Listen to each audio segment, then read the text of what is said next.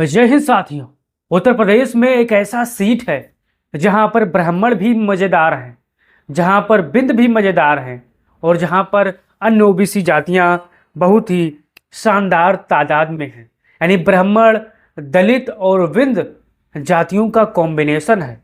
यहाँ हर पार्टी असमंजस की स्थिति में है कि दलित उम्मीदवार उतारें, कि ब्राह्मण उम्मीदवार उतारें, कि विंद उम्मीदवार उतारें। साथियों, इसी को लेकर आज समाजवादी पार्टी के लिए एक टिकट मांगने वाले दावेदार हैं जिनका नाम है दामोदर प्रसाद मौर्य, जो कि स्वामी प्रसाद मौर्य के खासम खास हैं, रिश्तेदार हैं, नातेदार हैं। साथियों, अखिलेश यादव समाजवादी पार्टी से 2017 के चुनाव में चुनाव भी लड़ चुके हैं और लगातार संघर्ष करने वाले हैं।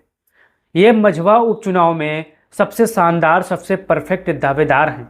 अखिलेश यादव से टिकट मांग रहे हैं और क्षेत्र में एक्टिव भी हैं। साथियों, मेहनत कर रहे हैं। आप ही बताइए कि मझवा का जो फार्मूला है, यहाँ पर किस पार्टी के करवट बैठेगा? बसपा के करवट बैठेगा, समाजवादी पार्टी के करवट बैठेगा, या फिर भाजपा के करवट बैठेगा? क्योंकि यहाँ पर जो जातीय समीकरण है, यहाँ पर सभी पार्टियों को उलझा कर रखा है। अगर भारतीय जनता पार्टी किसी ब्राह्मण को टिकट देती है तो समाजवादी पार्टी जाहिर सी बात है किसी विंद को देगी, और बसपा जो है जाहिर सी बात है किसी दलित को देगी।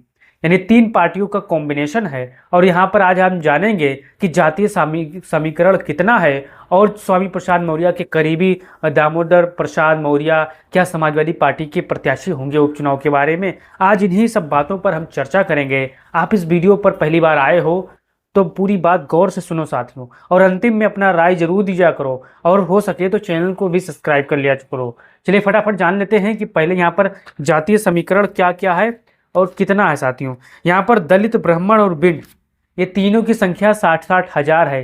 ये जो आंकड़ा है ये 2022 का चुनाव का है, आप मान के चलिए साथियों। ये नया नवेला आंकड़ा नहीं है, ये पुराना 2022 के आंकड़े के सहारे हर पत्रकार, हर यूट्यूबर, हर राजनीतिक विशेषज्ञ ये बात आपको बताएगा।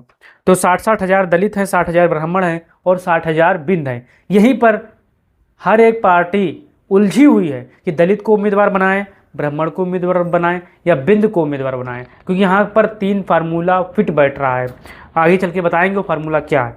कुशवाहा जो है, यहाँ पर जो मौर्य समाज आता है 30 हज़ार के आसपास है, और ये संख्या बढ़ गया होगा साथियों, क्योंकि आज से 3 साल का मसला हो गया। पाल 22 हज़ार है, राजपूत 20 हज़ार है, मुसलमान भाई 22 हज़ार है, पटेल साहब 16 हज़ार है।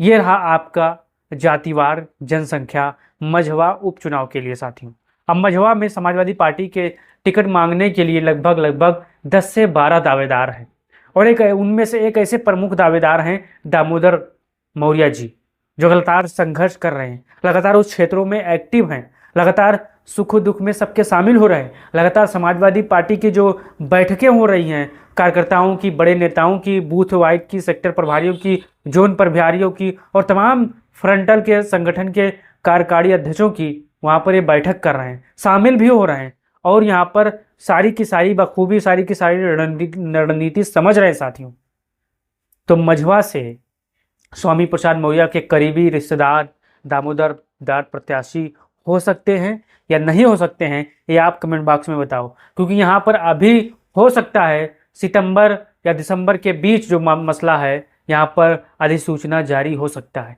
क्योंकि भारतीय जनता पार्टी अभी जल्दी में नहीं है चुनाव कराने के लिए। जैसा कि आप जानते हैं, केंद्र में उसी की सरकार है, राज्य में भी उसकी सरकार है, तो यहाँ पर उन तारीखों में हो सकता है उनके नेताओं को पता चला हो।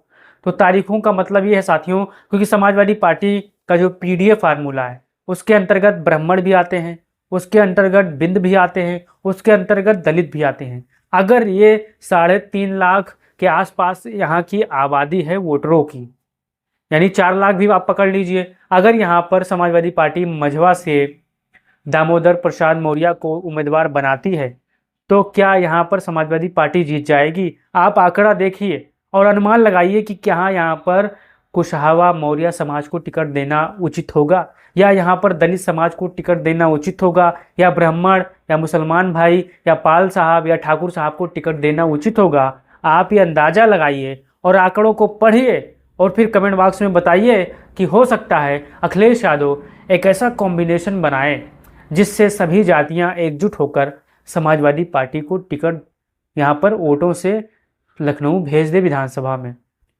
आप एक दिमाग लगाइए, क्योंकि समाजवादी पार्टी हवा में टिकट नहीं बांटती है, हर एक विधानसभा पे 2-2 3-3 बार सर्वे कराती है, प्रत्याशियों के नाम की सर्वे होती है, फिर वहाँ पर जो टिकट लड़ने वाले दावेदार हों उनके प्रत्याशियों के रूप में सर्वे होती है, विधानसभा में किसको टिकट दिया जाए उसका सर्वे होता है, यानी हर एक सर्वे 3-3 बार होता है साथियों।